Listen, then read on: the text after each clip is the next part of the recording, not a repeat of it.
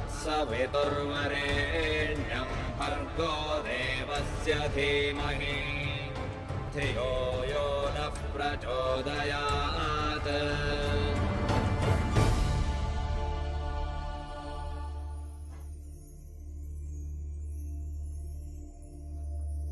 नमस्ते। साप्ताहिक कार्यक्रम वेद की शिक्षाएं में आप सब लोग के अभिवादन करत है जा। परमपिता परमेश्वर से प्रार्थना है कि आप जहां भी होइबा, जैसे भी होइबा, स्वस्थ होइबा, तंदुरुस्त होइबा और कार्यक्रम के साथ जुड़ गल होइबा। भाई बहन लोग, वेद की शिक्षाएं धार्मिक कार्यक्रम ना होके मानव मूल्य पर आधारित एगो कार्यक्रम है। जन वेद जन जीवन के आधार है, ओकर में से विषय निकाल के आनेला और ओकरे पर चर्चा करेला जा हमनी के अतिथिगण जी से। और हमनी के अतिथिगण जो हवन जा ज्ञान से भरपूर हवन जा और वो लोग के विचार से ई कार्यक्रम के हमनी आगे बढ़ाएला जा। आर्य सभा मॉरिशस से आल हवन बहन जी छोटी जी आज के अतिथि के रूप में, और बोला जा अतिथि देवो भव। तोहर स्वागत है बहन जी। नमस्ते भाई धर्म जी, दर्शकगण के सब कोई के सादर नमस्ते। तो आज भाई बहन लोग एगो ऐसन विषय पर बात करब जा जन शायद सबकी जुबान पर बातें। ढेर कोई बोला सांझ फजीर हम पूजा पाठ दान दक्षिणा सब कुछ करीला, भगवान के फजीर से लेके सांझ तक ओकर नाम रटीला, भगवान के कौन चीज नहीं चढ़ाईला, भगवान खातिर हम कौन चीज नहीं करीला। पर हमके भगवान इतना दुख काहे देवेलन? त भगवान के आराधना करला से ओके पूजला से कौन फायदा बाते? फायदा बा? यदि फायदा बा तो कौन फायदा? काहे कि ढेर कोई बोलेला हम तो इतना पूजा पाठ करत है, इतना अर्चना पूजा करीला, पर हमके कोनो लाभ नहीं होता। हमार पड़ोसी जोन बा सांझ फजीर खाता पियत आते, वो भगवान के नाम लेबे नहीं करला, दान दक्षिणा देबे नहीं करेला, पर फिर भी वो सुखी जीवन ले जाला। तो चला आज देखब जा कि भगवान के पूजला से कौन फायदा है। बहन जी जानते हैं कि एगो जटिल प्रश्न पूछत है तौर से, लेकिन मन में ये सवाल उठल, उसे तौर से पूछत है भगवान के पूजला से ओकर आराधना करला से कौन फायदा बा, कौन लाभ बा? हाँ भाई धर्म जी, है प्रश्नवा के उत्तर देवे से पहले हम एगो मंत्र पाठ करब जिसमें हमने के संकेत करी कि हमने के कौन लाभ होवेला जब हमने ईश्वर के ध्यान करीला स, ओकर उपासना करीला स, उनकर ओकर खातिर ओकर संगे हमने अपन मिलीला स, आत्मा और परमात्मा के मिलन करीला स। तो मंत्र इस प्रकार से है। ओम विश्वानि देव सवितर दुरितानि परासुव यद्भद्रन्तन्न आसुव। ओम शांति शांति शांति। भाई धर्म जी, है मंत्रवा में लिख लीजा कि बोल लीजा कि विश्वानि देव सवितर दुरितानि परासुव। दुरितानि परासुव, हे परमात्मा हमार जो दुरित बा ओकरा परासुव दूर कर द। दुरित्वा कौन चीज है बहन जी? अच्छा, दुरित के ओकर ओकर अर्थ हमने के ऋषिगण बतावेला और हमने के पुस्तक में भी लिखल बा कि दुरित के अर्थ है जोन हमने के दुर्व्यसन है, जोन हमने के दुर्गुण है और जोन हमने के दुख है। तीन प्रकार से महर्षि दयानंद जी एकरा बोले हवन कि जोन हमने के दुख दुर्व्यसन और हमने के दुर्गुण। तब बोलत हुआ दुर्गुण, पर दुर्गुण के पहचान कैसे हुएला? और जैसे कि हर एगो व्यक्ति के हमेशा वो सोचेला कि ओकर में गुण ही गुण बा, कोनो ऐसा व्यक्ति नहीं बा जे अपनावेला कि ओकर में दुर्गुण बा। तो दुर्गुण के पहचान कैसे हाँ, हुएला? देखा क्यों आदमी सोचेला कि हमार में दुर्गुण नहीं बा? क्योंकि ओकर में उतना बुद्धि नहीं बा कि उस स्वयं के अध्ययन कर सके। इससे बोलीला जा स्वाध्याय। जब हमने स्वाध्याय करब सब गहराई से, तब हमने सकब सब पहचाने स्व अध्ययन। मैं अपने आप अपन के अध्ययन करत है कि हमार में कौन अच्छाई बा और कौन बुराई बा। जिस दिन हम समझ जाब कि हमार में कौन बुराई बा, तो हम अपन बुराई के सुधारब, तो हम अपन दुर्गुण के निकाल करके उमें सद्गुण उमें डालब। और कैसे पहचान हो कि कौन सी दुर्गुण है और कौन सी सद्गुण है? तो ये हमनी के शास्त्र ही हमनी के सिखाई है कौन सी अच्छा है और कौन सी नहीं अच्छा है। और साथ ही साथ जो हमनी के अंदर में बैठल परमात्मा है, वो हमनी के एगो संकेत देवेला। कैसे संकेत देवेला कि जब हमनी बुरा करब स, तो हमनी के मन में एगो डर रहेला, हमनी के मन में एगो लज्जा रहेला। हमनी अपन सिर उठा करके किसी से है जब हमने झूठ बोलत है तो हमने जाने थे सब झूठ बोलते तो हमने के जो जुबान है ना वो लड़खड़ा जाला तो हमने जाने थे कि बुरा है लेकिन फिर भी हमने अपन हमने के में भीतर बैठल जो दुर्गुण के कारण हमने ओसन ओसन काम करे ला जा लेकिन जब जानब स कि हमने परमात्मा के संग में है स परमात्मा के आराधना परमात्मा की उपासना कर रहे हैं मतलब कि उपासना का मतलब बातें कि उप आसन लेना उनके नज़दीक में आसन लेना ईश्वर की जब नज़दीक में हमने आसन ले जा तो हमने के धीरे धीरे हमने में से जो दुर्गुण है निकलेला जिस प्रकार से मान ल कि तू नदी के पास में बैठल हवा तो तोहरा हो जा से एगो ठंडक मिली और आग के पास में बैठल हुआ तो तोहरा हो जा से गर्मी मिली इसी प्रकार से जब परमात्मा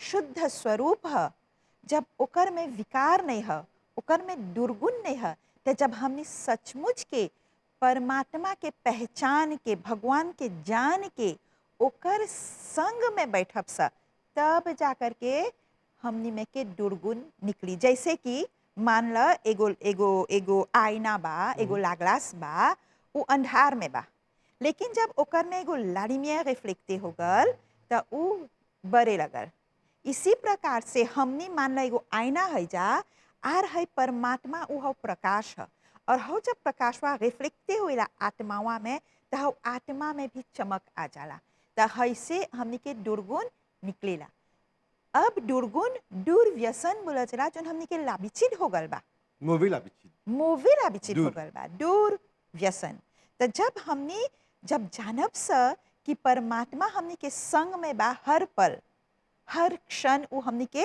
आगे पीछे चारों ओर में परमात्मा बा तो हमनी बुरा नहीं करब सा और जब बुरा नहीं करब सा बुराई के ओकर रंग ही है काला तो जब हमनी कालापन से दूर है सा तो ऑटोमेटिकवा हमनी प्रकाश के ओर में जाते सा हौ चमक के ओर में जाते सा हौ सुख के ओर में जाते सा तो दुख हमनी के कर्म के आधार पर जो दुख मिले के बा तो उ नहीं मिली जो अच्छा जब बोला दुर्गुण था दुख हमने के कर्म के आधार पर मिलेला ये कर्म कौन ची है अच्छा, कर्म जो नाक्षों करी लसा जोन चीज हमनी करे से भी बतियात है सा अगर अच्छा बात बतियात है सा तो एकर फल अच्छा होई और अगर बुरा बात बतियात सा कोई के निंदा करब सा तो ओकर बुरा फल होई अब मान ला हम देखत है तो हम संसार के जब देखत है तो हम परमात्मा के शक्ति के पहचानत है जब हम एगो पर्वत के देखत है तब बताए देखा परमात्मा कितना ओकर शक्तिशाली है इतना बड़ा हिमालय इतना उमें बर्फ बा तो एक एकर शक्ति से हो तो ईश्वर के शक्ति परमात्मा भगवान के शक्ति से हो अब हम हर बार उमें दुर्गुण निकालब कि आज पानी बा आज घाम बा आज है नहीं अच्छा बा आज तो हमार दृष्टिकोण जो है वो अलग बा और जब हम सकारात्मक दृष्टिकोण से देखत है पॉजिटिव दृष्टिकोण से देखा है तो हमारा पॉजिटिविटी हुई मिली सकारात्मकता मिली अच्छाई ही मिली तो हमार दृष्टि से भी हम सुख और दुख कमाइला अब भाई जोन कान है एकरे बोली रसा एकरो से भी हमने सुख और दुख दोनों कमाई रसा जब हमने ऐसा स्थान में है सा जहाँ पर हमने अच्छाई सुनत है सा तो है कानवा के एक सुख मिलता और किस प्रकार और अगर हमने बुरा स्थान में है सा तब बुरा इसी प्रकार से खान पान में भी बुरा खाते है सा तो हमने के शरीर में भी बुराई रही और हमने के निगेटिव ने जो बोलते सा नकारात्मकता हमने में भरल जाए बहन जी का है जैसे बोला था कि बुरा और अच्छा जैसे कि हमने के हाँ। कान खुजरा अच्छा सुने के हमने के नाक अच्छा खुजरा सूंघे के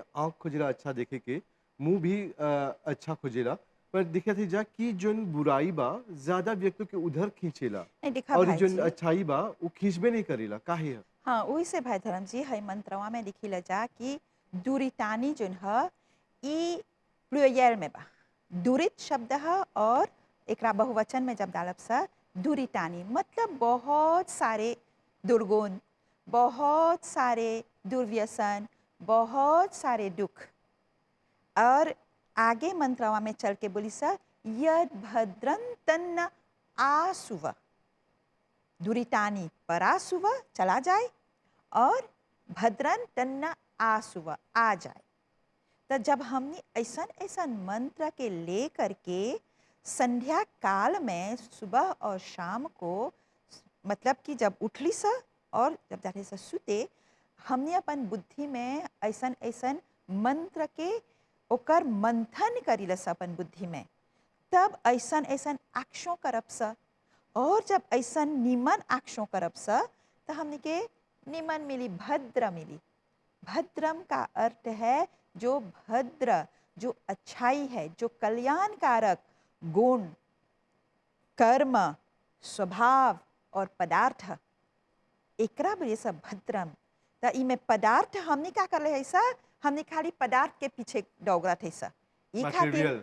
ई खातिर बोलीला सा कि भगवान हमने के कुछ नहीं देवता। जब हमने जानब सा कि हमने अच्छा कल्याणकारक गुण, कर्म और स्वभाव भी मांगत है सा पदार्थ के साथ साथ, तब हमने नहीं बोलब सा कि हम तो रोज के पूजा करत है, हमरा भगवान कुछ नहीं देवता।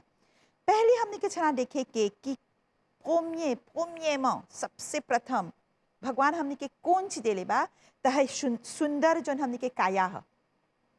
सोच अगर परमात्मा हमने के आंख नहीं दिले बा, या परमात्मा हमने के हाथ नहीं दे, या तो हाथ दे दिया उंगली नहीं दिया, तो हमने कैसे कुछ पकड़ब सा, कैसे देखब सा।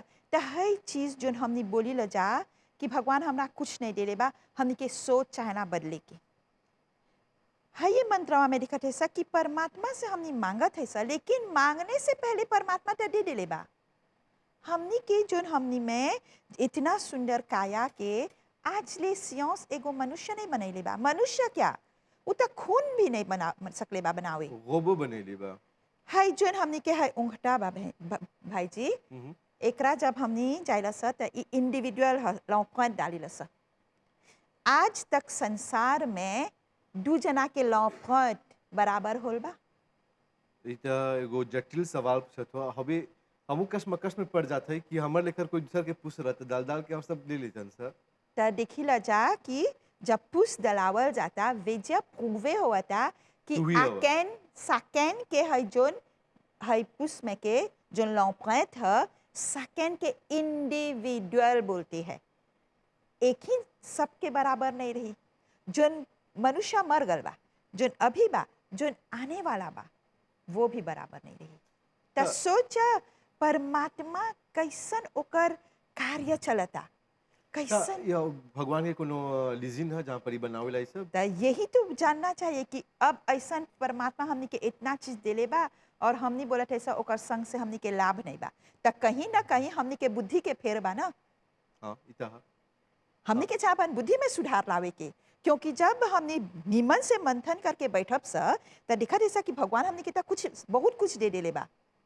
है शरीरवा के हर एगो अंग अंदर में हमने जब देखब सा, देखा भाई हमने खात है सा तो हमने के भोजन एगो स्थान पर जाता, और हमने जब श्वास देवत है सा वो एगो दूसर चिप से वो दूसर स्थान में जाता। अब है अनवा जन जाता वो प्रोसेस होएला एगो दूसर लीजिन में, और है जन लेवा बा वो प्रोसेस होता एगो दूसर लीजिन अरे में। भाई तो हम तो कबू नहीं सोचे कि भगवान प्लम्बी के काम भी कर दिले बा भीतरे। देखा ना। हाँ। तो हमने नहीं सोचिला सा, हमने के बुद्धि के फेर खातिर हमने बोला सा कि भगवान हमने के कुछ नहीं कर ले बा। अब ई कौन गाड़ी ते रोबो मैकेनिज्म बनैले बा भगवान कि हमने के जोन हाथ है वो यहाँ तक जा कर के उधर नहीं जाए, नहीं तो का होई फ्लेक्सिब वो तो एथी हो जाए उलटो के। सच्ची से घुमायो के लारू बना के घुमाए हाँ। ऐसे करके। तो अब हमने के ठेवना देखा, एकर एगो डिसिप्लिन बा भगवान ई बनैले बा। हाँ। त ऐसकी यानी कि ओकर में लामोल सब बजन निमन से हिलेला। त जब हमने अपन शरीरवे के देखब जा भाई, तब बोलब सा कि भगवान हमने के बहुत कुछ देले बा, और उनके संग में जब रहत है जा, प्रार्थना करत है जा, तब प्रथम चीज कौन सी मांगब सा है स्वास्थ्य। है स्वास्थ्य धन, हर प्रकार के धन बा, लेकिन है स्वास्थ्य धन जो है भाई ये बहुत अनमोल है। दूसरा धन कमा ले सा, एगो घर हमने काम करके कमा ले सा अगर स्वास्थ्य रही। अगर फिजिकल और मेंटल दोनों शारीरिक और बौद्धिक स्वास्थ्य रही तो हमने माते तो सब चीज कमा ले सा, लोतो कमा ले सा, घर कमा ले सा, धरती जो जमीन बा काम करके कमा ले सा। लेकिन जब स्वास्थ्य चल जाला, हाँ हमने जाइला सा क्लिनिक में, लोपिताल में दुखते लगे दवाई ले ला सा, लेकिन हो स्वास्थ्य जब चल गल ना नहीं तब आवेला। बहुत बड़ा धन है। नहीं आवेला फिर से। ये एगो बहुत बड़ा धन है। तब भगवान कौन सी दिलक? भगवान हमरा हई एगो धन दिलक, एक तो शरीर दिलक, ऊपर में वो मैं स्वास्थ्य दिलक, और हम बैठ के बैठे भगवान हमरा कुछ नहीं देवता, तो ये तो अकृतज्ञ हो गई ना। हमने के जाना कम से कम कृतज्ञ रहे के कि उनकर शक्ति से हमने अपन शरीर के चलावत है सा, तो कैसे बोलब सा कि हमरा लाभ नहीं बा भगवान से। इसलिए मंत्र में दुरितानि परासुव यद भद्रं तन्न आसुव, ओम शांति शांति शांति।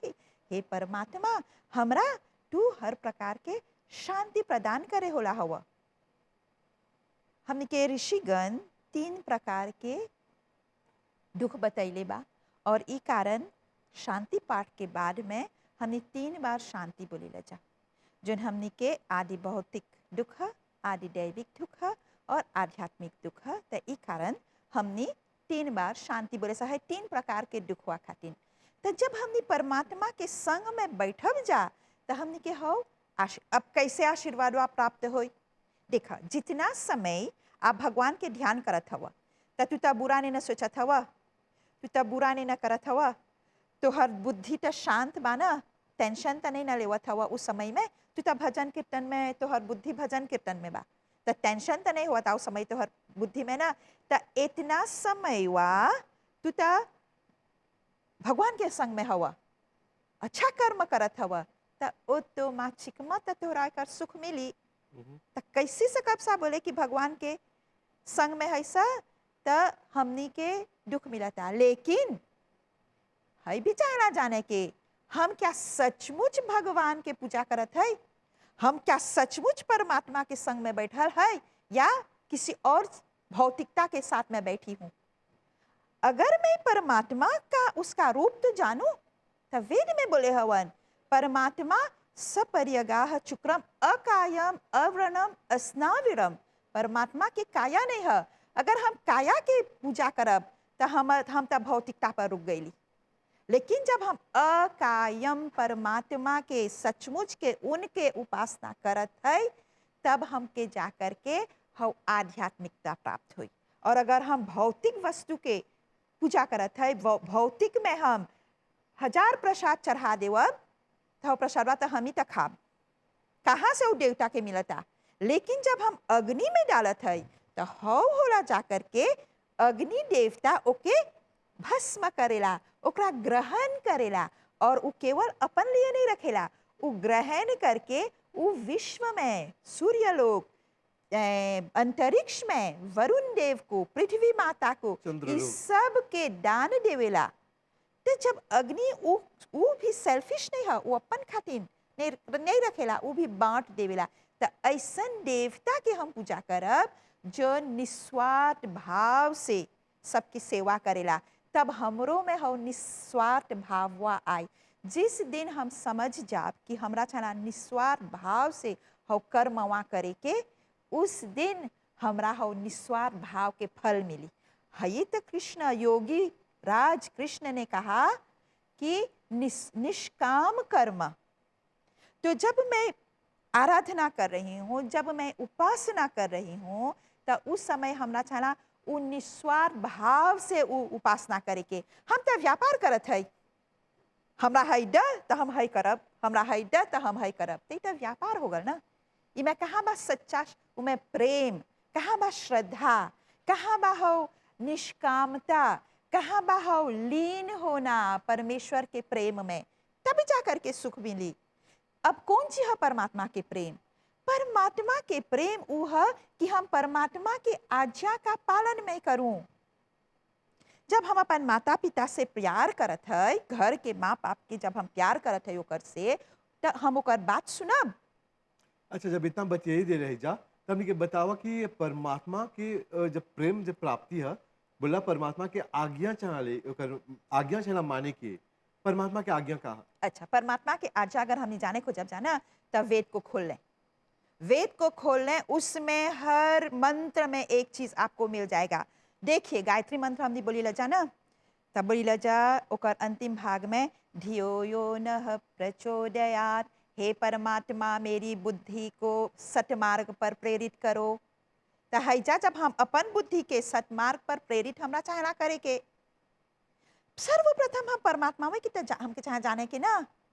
आज हमने भूल भुलैया में पड़ गल है सर। हमने नहीं जाने थे सब भगवान के ह। हमने चारों ओर दौड़त है सर। हाई हमने के प्रॉब्लम हो गल बा भाई जी। पर भगवान के हा हमने के बोला बस जाना अभी हमू तनी विचलित हो गल है। हमने के बतावा कि कैसे ओकर पहचान से कब्जा करे। अभी हमारे सामने माहन बैठल बा। कुछ लोग देखा बोला कि परमात्मा हर एगो प्राणी में बात है। सब माहन के भी बोले कि परमात्मा एकर पूजा देखा करब, लेकिन ओकर पहचान कैसे हुई? वेदा हमेतम पुरुषम महांतम आदित्य वर्णम तमसस परस्तात्। हैं?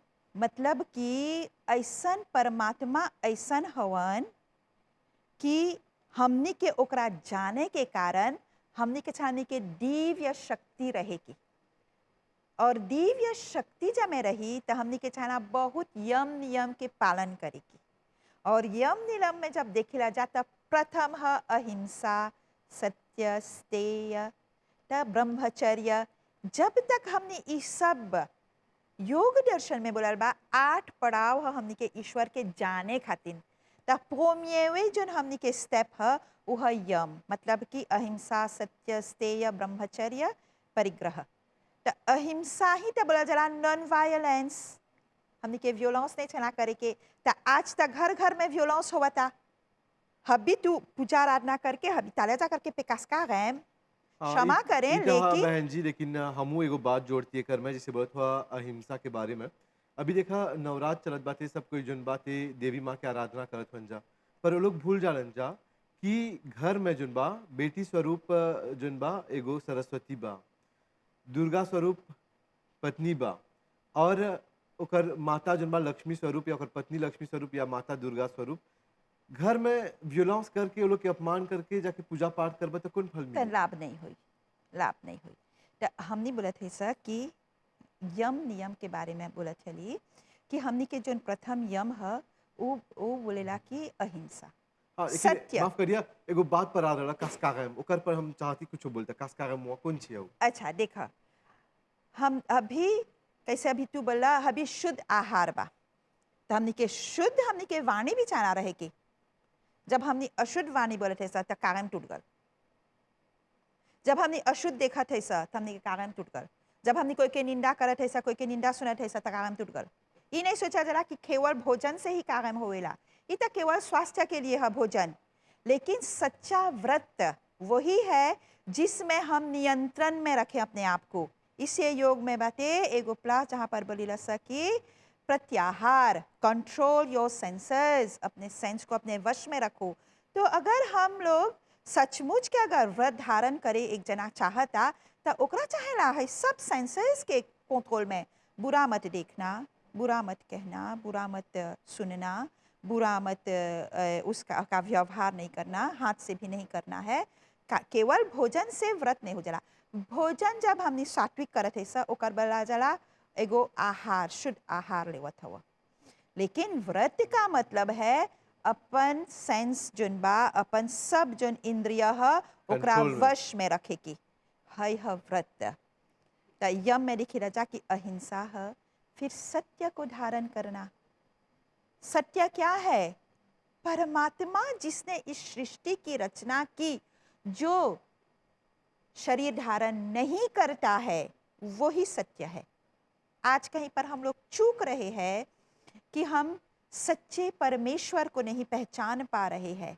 जिस रोज हम सच्चे परमेश्वर को पहचान लेंगे तो अब भौतिकता के ओर नहीं दौड़ेंगे, तब हमने के हो आध्यात्मिकता प्राप्त होई, तब हमने के हो लाभ हुआ लौकी। बहन जी, हाथ जोड़ के तोरा धन्यवाद देवत है। आज तू हमरो आँख खोल दिला, कहे कि हम वो हमेशा बतेली कि भगवान कुछ नहीं दिले बा, पर आज जितना हड्डी हड्डी सब हमके दिले बा, ऐसा सुंदर काया दिले बाते, और हर एगो अंग के ओकर फोंक्शों बाते, आज आँख खोल दिला तू। तो एकर खातिर बहुत बहुत धन्यवाद। पर हम चाहती कि एगो अवध विषय में और जन 8 गो स्टेप के बारे में बतैला ओके हमली जन बा विस्तार से समझाई जा। ठीक। तो एगो विषय अभी से मिल गल। बहुत ठीक बहुत है। धन्यवाद। धन्यवाद भाई धर्म जी। दर्शकगण के सब कोई के सादर सप्रेम नमस्ते।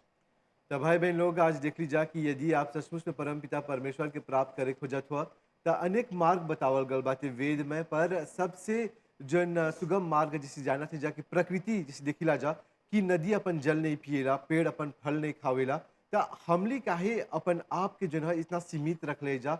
चला हमेशा जन बा निमन सोचा, निमन देखा और निमन करा। एकरे साथ आज के कार्यक्रम के समापन करते जा। तुम्हारे साथ रहल बहुत बहुत धन्यवाद। पूरी टीम की तरफ से धन्यवाद। शुभ रात्रि, नमस्ते।